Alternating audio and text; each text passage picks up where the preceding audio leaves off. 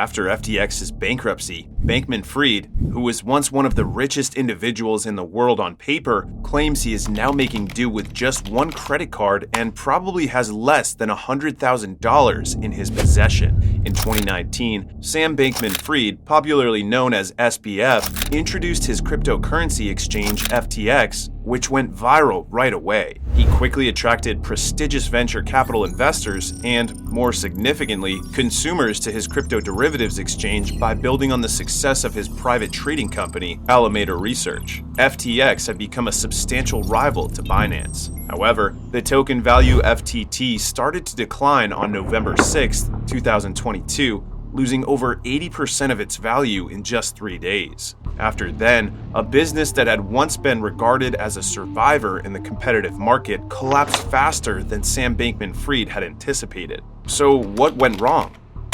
0 times leverage, meaning that he had 24 times the amount of liquidity that he would need.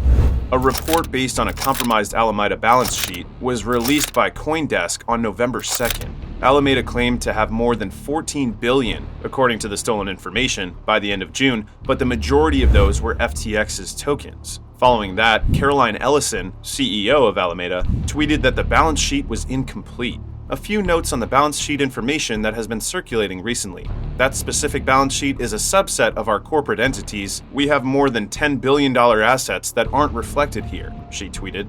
Caroline said that the company is doing well and that its financial position is under control.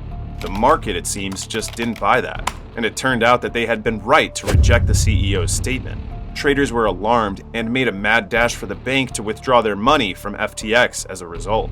The situation worsened on November 6th when Binance, the first investor to support FTX, announced it would sell hundreds of millions of dollars worth of FTT. The statement sparked mass withdrawals. On that day, FTX completed $4 billion worth of transactions, which is a lot more than usual. Some got backlogged, which sparked demand for more. By November 7th, that amount had increased to $6 billion, and by November 8th, 2022, FTX's financial situation had become critical. When some of the withdrawal attempts resulted in withdrawals, SBF even used Twitter. FTX has enough to cover all clients' holdings. We don't invest our clients' assets, even in treasuries. We have been processing all withdrawals and will continue to do so, he said. He was lying, of course.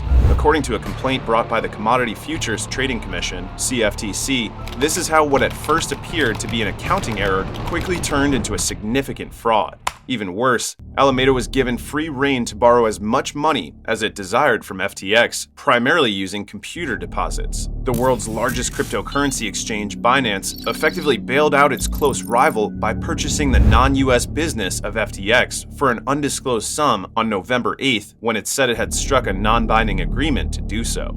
The promise of rescue was only temporary, as Binance withdrew from the agreement the following day. The exchange said on November 9th that it would abandon the FTX acquisition after corporate due diligence revealed concerns regarding, among other things, the improper handling of customer assets. FTX was considered earlier this year by several well-known investors, and the media referred to him as a genius who was likely to succeed Warren Buffett. Only he had been working behind the scenes on one of the most shocking and heinous fraud cases ever. According to crypto analytics company Elliptic, on the 12th, the journal claimed both Alameda and FTX executives knew that FTX had lent its clients money to Alameda. More than $370 million in cryptocurrency funds appeared to be missing. FTX's estimated liabilities, according to the bankruptcy petition, would make it the largest crypto-related bankruptcy ever filed. According to the SEC, Bankman-Fried is accused of using the mixed funds from Alameda to finance the purchase of office space and opulent condos in the Bahamas. According to the SEC, the former CEO reportedly used the funds to make political contributions as well.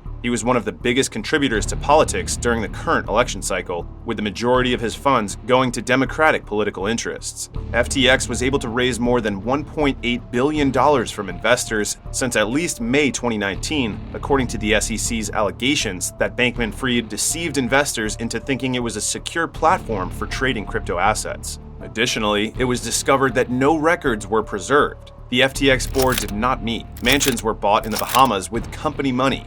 Even the amount of money on hand at any given time was unknown to the leadership.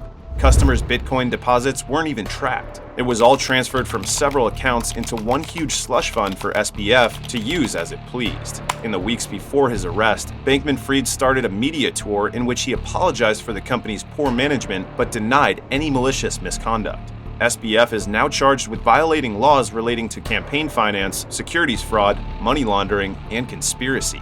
He was detained in the Bahamas without bail and has said he would oppose extradition to the U.S.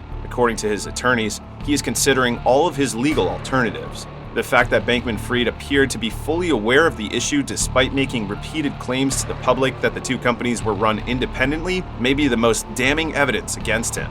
But based on the legal actions and criminal accusations brought against him by the US government, Alameda has always been closely linked to FTX. The court had chosen John J. Ray, the CEO, to look into what had happened to the business. Never in my career have I seen such a failure of corporate control and such a complete absence of trustworthy financial information as occurred here, the FTX court-appointed CEO John J. Ray said, after finding out what really happened.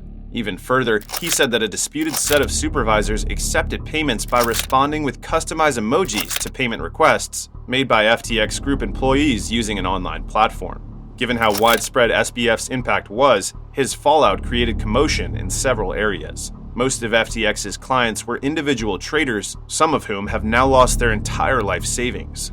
The stability of the larger cryptocurrency market was impacted by FTX's decline, and Bitcoin's price, the most valuable digital currency in the world, fell sharply. Fortunately, everything is back to normal, but many people, particularly those who lost money, are still waiting to see how he turns out.